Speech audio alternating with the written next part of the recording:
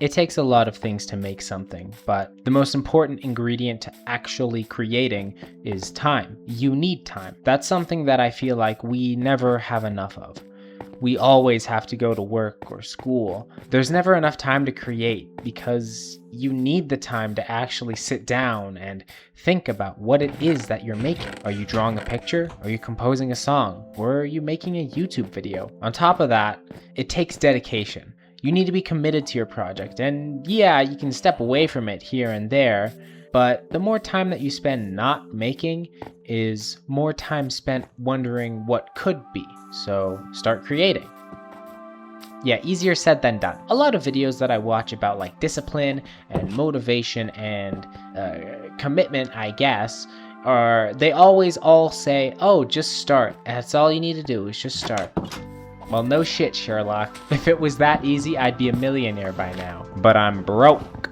It's a little more complicated than that. Personally, I find that what makes it easier for me to start is to lower the barrier to entry. So whatever it is that you want to do, instead of actually doing it, just take a moment to set it up. Whenever you feel motivated and you can make use of that like burst of energy, just set up what it is that you want to do so that the next time you come back to it, you can immediately start. Something else that helps is having a third space. If you do all of your hobbies in your room, it's kind of tough because your room is for sleeping, the kitchen is for eating, the closet is for gooning. Your mindset changes based on where you are. So having a place specifically to do a certain activity, I find at least, helps with motivation. You know, you're gonna work out if you walk into a gym, because that's what you're there to do. If you go to a library, you're gonna go there to read. Unless they have computers, then you're probably gonna play Roblox. So on top of preparing your activities, find a space where you can do just that activity, because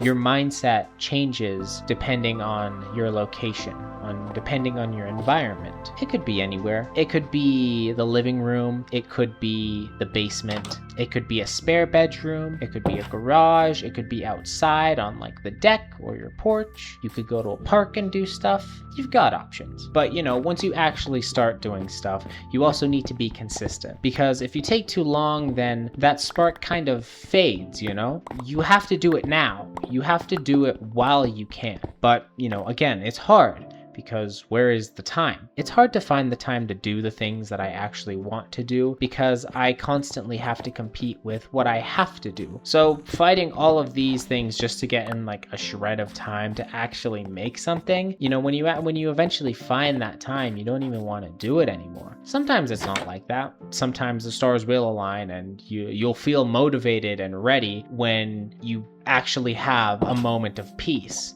But you can't really rely on that. Something that my dad told me, which that's how I know it's true, he's a smart guy, is that if you really want to do something, you have to do it even when you don't want to. If you want to get fit, you have to exercise even when you don't want to. If you want to make art, you have to make that art even when you don't feel like it. I feel that especially. Some days I'll come home and I will have the energy, I just won't have the motivation or the drive to do anything. But again, going back to what I said, having a third space, having everything set up, it makes it easier to start. And I find, at least, once you actually start doing something, it's a lot easier to continue doing it. You know, it's like starting a fire. It takes a little bit to actually get it going, but once it goes, it's nice, it's warm, it's bright. Now, I know I said that it's really hard to find time, but if you want to make things, you have to make the time for those things. This isn't going to be for everybody, but you can have an online calendar. I use Google Calendar, but Outlook has a calendar, Apple has a calendar.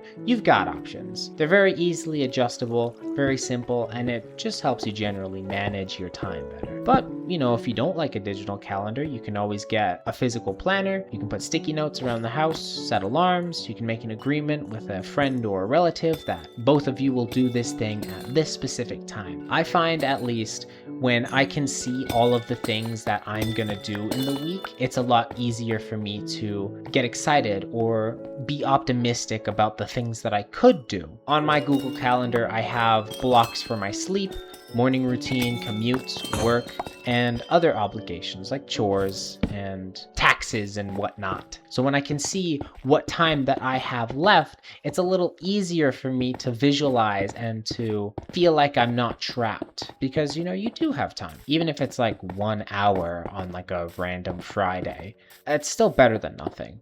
It's bad, don't get me wrong, that sucks. If all your free time is consolidated to a single hour on a single Friday every now and again, that's pretty bad. It's better than nothing, but again, that's kind of garbage. I would rather shit in my hands and clap than have a schedule like that. But anyways, it feels like there is never any time to do it. But, there is time. Somewhere. Maybe not now, but for sure later. You will make something amazing. Something you will be proud of. It just takes time. So take your time. Make it work. And make something amazing. I want to end off with a bit of an optimistic note. You will find that time. And you will make something great. Because at the end of the day, these things take time. And I hope that you take care of yourself. I will chat with you later. Bye-bye.